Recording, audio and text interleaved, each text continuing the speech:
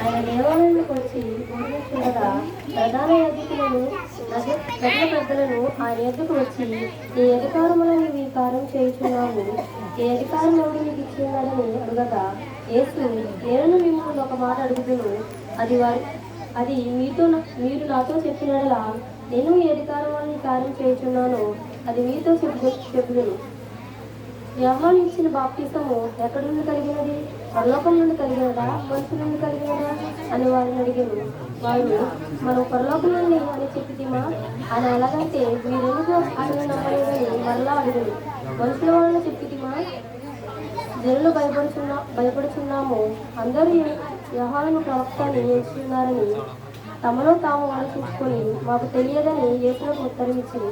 అందువలన ఈ అధికారం వలన ఈ కార్యము నేను చేయుచున్నాను, అది మీతో చెప్పను.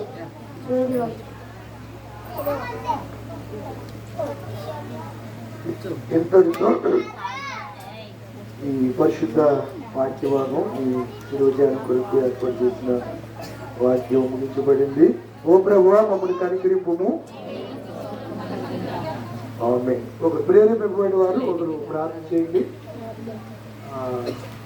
సందేశాన్ని క్లుప్తంగా చాలా ఇబ్బంది పడుతున్నారు. తక్కువ చేస్తుంటుంది.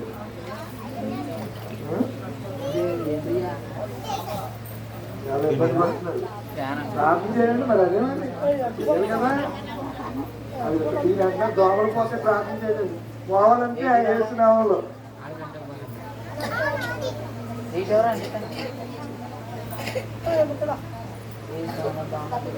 తల్లి గారు ఎక్కడ చాటినా కాచి జాతి కాపాడుతుంది. వందనాలు ప్రభా. నా తల్లి ఈ సాయంకాల సమయంలో ప్రభా తెలియజేసిన కోరికలు ప్రభా మమ్మల్ని అందరినీ ప్రవేశపెట్టి నా తండ్రి నాయన ప్రభా, నా తండ్రి నాయన ప్రభు ఈ కూడుకులు నా తండ్రి పెట్టుకున్న బిడ్డలు జీవించండి. నాయన ఆశీర్వదించండి ప్రభా. ఆయన గారి నిలవబడ్డారు తండ్రి. నీవు పడేది నీవే కానీ మాట్లాడేది నేనని సెలవిచ్చావు తండ్రి. పట్టుబడి వాళ్ళతో వచ్చాము చేస్తాయి. మా ఆత్మకి ఆహారం కావాలో మీకు తెలుసు నాయన ప్రభా. అయ్యా నా తండ్రి నాయన ప్రభా, ఇతరులు ఇచ్చిన కోరికలు నాయన మా బోడి బారిని జీవితాలను సిగురు చేయమని అడుగుతున్నాను తండ్రి. అలవాటు ప్రకారం ఆచార ప్రకారం మేము వచ్చి వెళ్ళిపోవటం కాదు కానీ నాయన మా బ్రతుకులు సరి చేసుకుని తండ్రి జీవించడానికి సహాయం కలిగిమని అడుగుతున్నాను తండ్రి. మరి కూడుకు పెట్టుకున్న బిడ్డలు నా తండ్రి ఈ నాన్న ప్రభా బిడ్డ జన్మదినము నా ప్రభానికి స్తోత్రము నాయన. అలాగనే నా ప్రభా అనేకమైన నూతన యాత్రటాల బిడ్డకు ధరింప చేయమని ఏ సత్య పరిశుద్ధ నామలు అడిగి వేడుకుని పొందుకుని వినాను పరమ తండ్రి.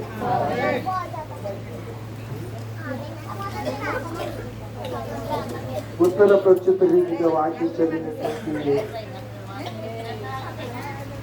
సహోదరికి, అలాగే పాత నిబంధన వాక్య భాగాలు, సువార్త వాక్య భాగం అలాగే ప్రార్థించిన సహోదరికి అందరికి కూడా ప్రభు యేసు నామములో ప్రత్యేక శుభాలు.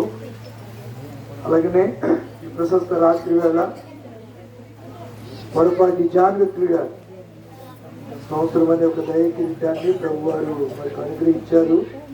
నూతన సంవత్సరాన్ని మరొక సంవత్సరంలో ప్రవేశించడానికి ప్రభు వారు కృప చూపించారు.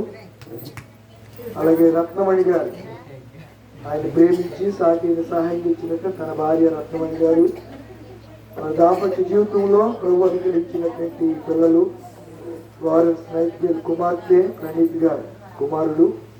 ఈ కుటుంబం చేత ఈ ప్రశస్త రాత్రి వేళ 5వ రోజు శిలువజాన కూటాన్ని వారు ఏర్పాటు చేసుకున్నారు. మనల్ని అందరినీ సంఘంగా ఆహ్వానించారు. చక్కగా ఈ కార్యక్రమాన్ని జరిగించుకోవడానికి ప్రభువే కృప చూపుతున్నారు. అందరి బట్టి దేవునికి నేను ప్రత్యేక వందనాలు తెలియజేస్తున్నాను. ఈరోజు మన ధ్యాన అంశం,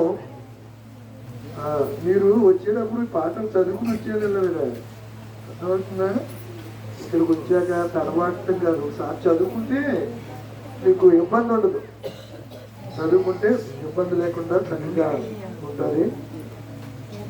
సెవెరిన్ అనే పదాన్ని దీన్ని ఇంగ్లీష్ లో వాడారు. అంటే తెలుగులో సార్వభౌముడు, సర్వ సత్తాక, స్వతంత్ర లేదా అత్యున్నత పాలకుడు, రాజు అని అర్థం. సార్వభౌముడు అని అంటే ఇంకేమున్నదంటే నియంత్రణ లేకుండా సొంతంగా, ఎవరో నియంత్రణలో లేకుండా సొంతంగా నిర్ణయాలు తీసుకునే స్వతంత్ర అధికారాన్ని ఇండిపెండెన్స్ అంటారు. స్వతంత్రాన్ని ఏమంటారు? ఇండిపెండెన్స్ అంటారు. లేదా ఒక పాలకుడికి ఉన్న పరిమితులు లేని అత్యున్నత అధికారాన్ని సుప్రీం పవర్ అంటారు. ఏమంటారు? Supreme power. ఇంకా ఆయన కన్నా సుప్రీం ఎవరు ఉండరు. ఇంకా దీని గురించి సార్వభౌమ సార్వసత్తాక గణతంత్ర రాజ్యం భారత రాజ్యాంగం.